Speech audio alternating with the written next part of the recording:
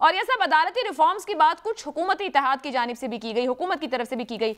अभी इस वक्त जो मामला है, इन ए लार्जर कॉन्टेक्स्ट बात की जाए, क्योंकि आम आवाम भी मुतासर होती है, क्या वाकई सियासी है या वक्त की जरूरत है हमें?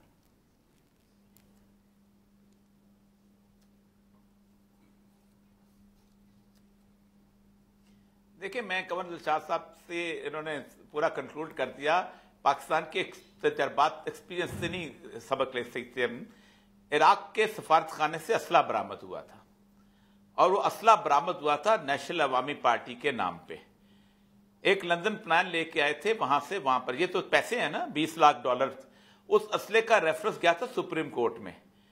हजरत किबला जुल्फकार अली भुट्टो वो रेफरेंस लेके गए थे, और उसकी बुनियाद पे वो बकायदा नाअहल हुई थी पार्टी। और उस पार्टी के बाद फिर आर्मी एक्शन शुरू हुआ था, और फिर उसके बाद हुआ यह था कि पूरे 4 साल आर्मी एक्शन हुआ था। क्या सीखा आपने? ये मामला सुप्रीम कोर्ट में तय होने वाले हैं, ये वहां तय होने वाले। आप देखें पब्लिक की सूरत हाल क्या, यही हम कह रहे हैं, रो रहे हैं कि 17 जुलाई से पहले का पाकिस्तान और 17 जुलाई के बाद की सूरत हाल को अगर आप रियलाइज नहीं करते तो आप हमको की जन्नत में रह रहे हैं। लोग नहीं मानेंगे। आप दुनिया की तारीख तो उठाएं। रूसो की कन्फेशन आई थी जिस वक्त, उस वक्त तो उसने कहा था कि मैंने ये गुनाह किए हुए हैं, और पब्लिक नहीं मानती थी। पब्लिक कहती थी कि फ्रांस के बादशाह ने खुद लिखे हुए हैं। यही हाल जो था वो खुमैनी के बारे में शाह ईरान करता होता था, तो कहते होते थे कि शायद वो नहीं मानते थे। वो कहता ये भाग के चला गया था, भगोड़ा था।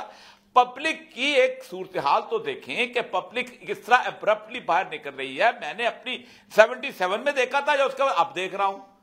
लेकिन हमारे यहां मसला यह है कि हम उलझे हुए हैं। फाइनेंशियल टाइम की रिपोर्ट की है, फलाने की, ये खसो खशाक की तरह बह जाती हुई चीजें, ये डिसीजन ही नहीं हो पाता। आपका आज भी, आप नेशनल अवामी पार्टी आज भी कलदम है।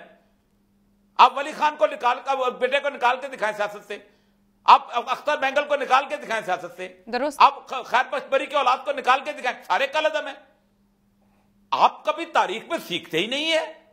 आप आज फिर उसी जगह खड़े हैं जिस तरह आज 1970 में खड़े थे। पूरी की पूरी सियासी पार्टियों ने मुजीबुर रहमान को रिहा करवाया था। उन सियासी पार्टियों में कौन थे?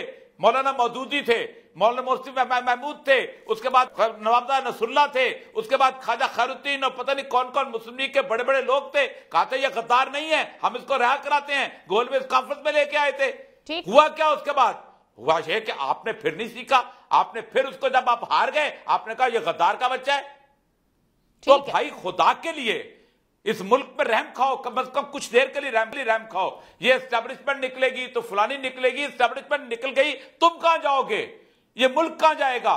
हम कहां जाएंगे?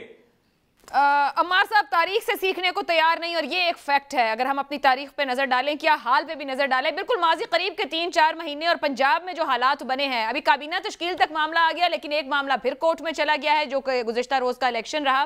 क्या मामला आगे बढ़ेंगे पंजाब के? समझा जा सकता है कि पंजाब में चीजें रोल ऑन हो रही हैं तो वफाक में भी रोल ऑन होंगी, और वो जो इलेक्शन की बात थी वो टल गई है, या पंजाब सेटल होते वफाक को भी अब गिरा सकती है पीटीआई?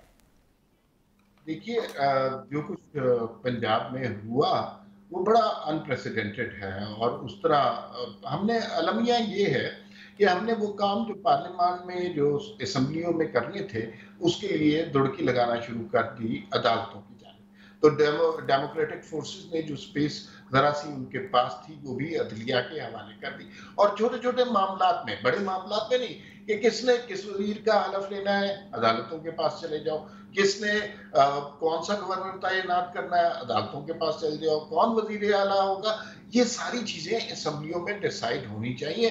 अगर नहीं होंगी तो फिर उसका बहुत बड़ा नुकसान होगा।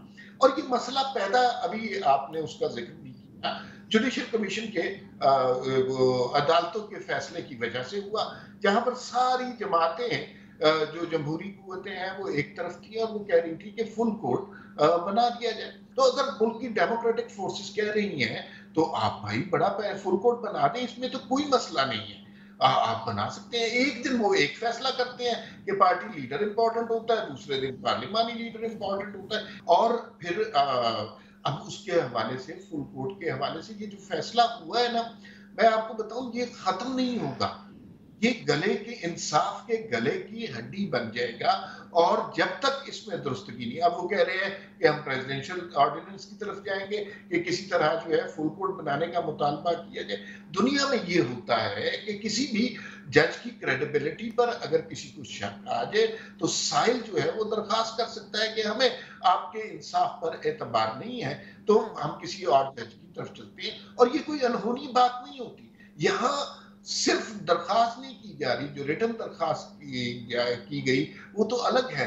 पूरी पाकिस्तान की सियासी जमातें 11-12 वो लगी हुई हैं कि खुदा के लिए हम ये नहीं कह रहे कि फैसला हमारे हक में कर दें, हम ये कह रहे हैं कि इस फैसले में दूसरे लोगों का ओपिनियन ले ले, फुल कोर्ट बना ले।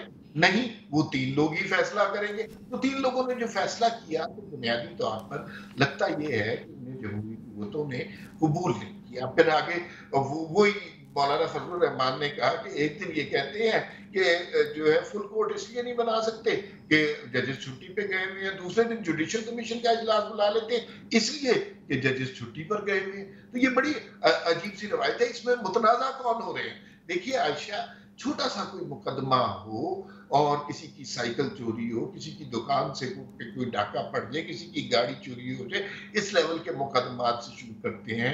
फिर लोग इंसाफ तलब करने के लिए बड़ी अदालतों में जाते हैं, फिर हाई कोर्ट में जाते हैं, फिर सुप्रीम कोर्ट में जाते हैं, फिर सुप्रीम कोर्ट के टॉप पे एक शख्स बैठा होता है जहां पर आखिरी दाद रसी होती है।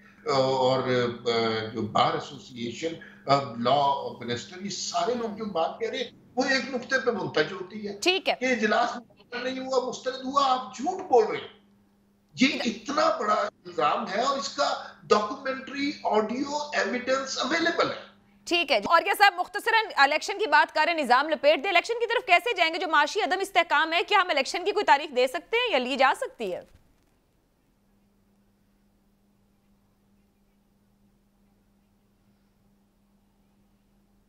मेरे ख्याल इससे बेहतर और कोई रास्ता ही नहीं रह गया। उसकी वजह यह है कि इस वक्त जिस पोजीशन पे ये लोग खड़े हैं ये किसी तौर पे ठीक होने वाले नहीं है। ना इमरान खान साहब हो सकते हैं, ना ये गवर्नमेंट हो सकती है, ना गवर्नर हो सकता है, ना वो हो सकता है। दुनिया पूरी में एक ही हाल से जाता है, जाओ यार अवाम के पास जाओ, जो इस कौम के मालिक हैं, जो इस कौम के मुख्तार हैं। मुझे ये समझ नहीं आती, साल पहले लोगों को बड़ा खुजली होती थी कि वो इलेक्शन करो, आज वो कहते हैं नहीं इलेक्शन नहीं होने चाहिए। इसका मतलब यह है कि पाकिस्तान के साथ कोई मुखलस नहीं है। एक ही रास्ता है, इमरान खान कहे या कोई और कहे, कि आप इस वक्त इस सारे शोर के अंदर ये चंद अरब जो रुपए खर्च करके अगर आप पब्लिक का मैंडेट, पब्लिक बता दे किसको चाहती है। और मसला पता है क्या है जी, हर एक को पता है पब्लिक का मूड क्या है। ठीक है, उस मूड से सब डरते हैं। ठीक है, वैलिड पॉइंट। उस मूड से इसलिए डरते हैं कि सबको पता है कि बहुत बड़ी दुकानें बंद हो जानी है। ठीक है अमार साहब, बिल्कुल लास्ट मिनट है, मुख्तसर कमेंट दीजिएगा। मौलाना साहब और पीडीएम कहती है इलेक्शन नहीं, और इमरान खान ने जो अभी मुलाकात पंजाब में की है यहाँ पर अपनी जमात के लोगों से, वहां से खबर यह है कि वो कहते हैं अगले 6 से 8 हफ्तों में इलेक्शन होने वाला है। आप समझ रहे हैं होने वाला है?